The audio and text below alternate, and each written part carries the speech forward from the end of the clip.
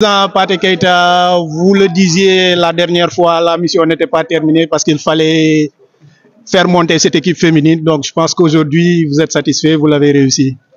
Oui, vraiment, je suis très satisfait avec tous mes amis, les dirigeants, les supporters, les coachs. Tout le monde est satisfait. C'est un travail de longue haleine qui a démarré depuis le 10 décembre avec les filles. Les filles ont commencé à travailler même avant le tournoi de montée de l'année dernière. Donc on a fait plus d'un an de travail. Les garçons aussi ont travaillé durant pratiquement 11-12 mois. Tu vois. Donc, en fait, c'est un travail qui a été fait, mais d'une manière très organisée. Parce que bon, tout était dans l'organisation. Vraiment, GBA, c'est un plaisir de travailler à GBA avec un groupe de dirigeants. Parfois, je peux m'absenter un mois. Voilà, le club roule normalement parce que tout le monde sait ce qu'il a à faire. Voilà, donc depuis le début de l'année, je ne suis jamais allé au regroupement. Donc, vous voyez que c'est une organisation. Donc, je remercie en tout cas le coach Malik Bachir d'abord qui a quand même qui a relevé le défi parce que c'était pas évident. Au début, il était programmé pour coacher les filles. Après, il y a eu défection de l'entraîneur des garçons. Donc, on l'avait pris en intérim, puis on a essayé de laisser continuer. Mais aussi, je remercie énormément les dirigeants. Parce que déjà, à GBA, les dirigeants, ce sont des frères. Parfois, bon, peut-être c'est pas Keita qui a un peu duré dans le basket, qui a quand même un certain nom, mais voilà, le travail qui se fait pratiquement, moi, je ne fais que mettre en place l'organisation. Je les remercie énormément. Ils sont d'une loyauté exceptionnelle.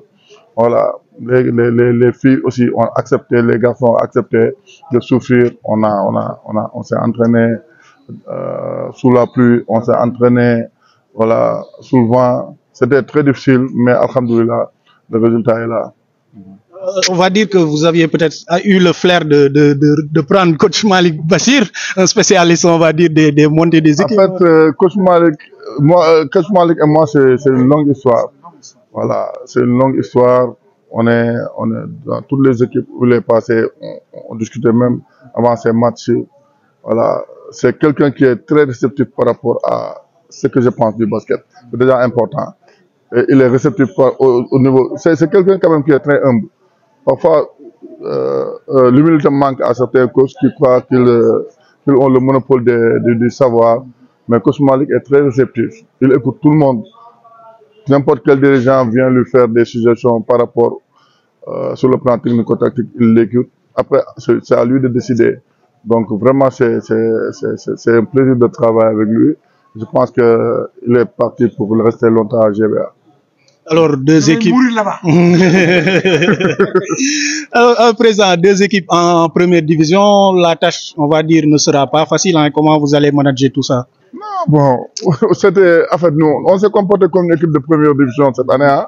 On a joué énormément de matchs d'entraînement. En termes de budget, c'est que ce qu'on a dépensé l'année dernière, on ne peut pas le dépenser cette année parce qu'on a travaillé durant 12 mois et la saison de première division, c'est 7 mois. Donc, nous, on n'a aucune crainte par rapport avec le championnat de première division. L'organisation est déjà mise en place. Depuis hier, on a travaillé même sur le chemin organisationnel. Donc, on n'a pas peur de ça. Sur le plan financier, peut-être aussi, nous sommes des dirigeants, c'est à nous de chercher les ressources. On va se débrouiller pour chercher des ressources, essayer de trouver un bus. En tout cas, nous tous, nous sommes des hommes de défi. Voilà, nous voulons mettre en place en banlieue quelque chose qui sera apprécié par tous les Sénégalais.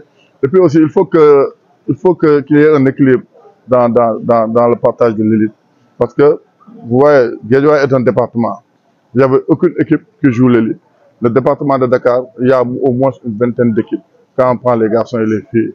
Je pense qu'il y a d'autres équipes à Guédiawaye qui vont se manifester les prochaines années. Je veux parler de Disso, je parle de Olympique Guédiawaye, et aussi Jimmy Basket, qui sont bien comportés en championnat.